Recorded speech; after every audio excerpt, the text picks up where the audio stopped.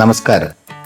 എല്ലാ വർഷവും നോമ്പ് കാലം വരുമ്പോൾ എൻ്റെ പേഷ്യൻസിൻ്റെ എല്ലാം തന്നെ ഷുഗർ വല്ലാതെ ഫ്ലക്ച്വേഷൻ കൂടാറുണ്ട്, ചിലർക്ക് കുറഞ്ഞു പറഞ്ഞു. കൃത്യമായിട്ട് ഭക്ഷണത്തിലൊരു മിതത്വം സൂക്ഷിക്കുന്ന ആൾക്കാർക്ക് നന്നായിട്ട് വെള്ളം കുടിക്കുകയും ചെറു വ്യായാമങ്ങൾ 2 നേരമായിട്ട് രാവിലെ വരുന്ന ചെറുതായിട്ട് ചെയ്തിട്ട് കൃത്യമായിട്ട് നോമ്പ് നോക്കുന്ന ഒരാൾക്കും ഒരു പ്രശ്നം ഉണ്ടായി കാണാൻ. ഒരു 20% പേഷ്യൻസ് വൃത്തിയായിട്ട് സൂക്ഷിക്കുന്നത് കാണാം, പക്ഷേ 80% ആൾക്കാരും താളം തെറ്റി. നിങ്ങൾ ആകെ ശ്രദ്ധിക്കേണ്ടത് പച്ചക്കറികളും പഴങ്ങളും ഭക്ഷണത്തിൽ കൂട്ടുക, നാരകത്ത് ചെല്ലാനുണ്ട്. അസിഡിറ്റി, എരിച്ചിൽ, പോച്ചിൽ, ഗ്യാസിന് പ്രോബ്ലം ഉണ്ടാകില്ല. നന്നായിട്ട് വെള്ളം കുടിക്കുക. മുട്ട, പാല്, ഇറച്ചി, മീനൊക്കെ ആവശ്യത്തിന് കഴിച്ചോളൂ. പക്ഷെ കാർബോഹൈഡ്രേറ്റ്, അധ്വാനവും വ്യായാമം ഇല്ലാത്തത് തൊട്ട് കാർബോഹൈഡ്രേറ്റ്സ്, അരിയും കിഴങ്ങും ഗോതമ്പും മൈദ കൊണ്ടുള്ള ഭക്ഷണങ്ങളൊക്കെ മാക്സിമം കുറക്കുക.